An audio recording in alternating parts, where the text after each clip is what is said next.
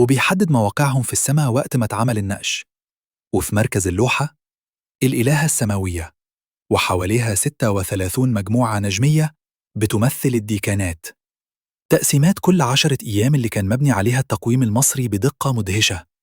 واللي بيحير العلماء إن الزودياك مش مصري بس، ده خليط بين الفلك المصري والإغريقي والبابلي، لأن الفترة دي كانت العصر البطلمي، وده خلى اللوحة مزيج علمي وفني مش موجود في أي مكان تاني. طب ليه ناس بتقول إن النسخة الحالية مزيفة؟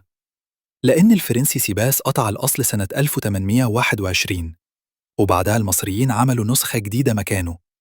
وبعض الناس بتقول إن اللوفر مش بيعرض الأصل طول الوقت، وده صحيح في فترات، لكن القطعة الأصلية موجودة فعلاً ومتوصفة علمياً بالكامل.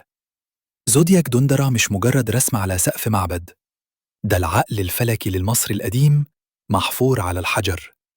علم وتقويم وديانة وأساطير في لوحة واحدة عمرها أكتر من 2000 سنة.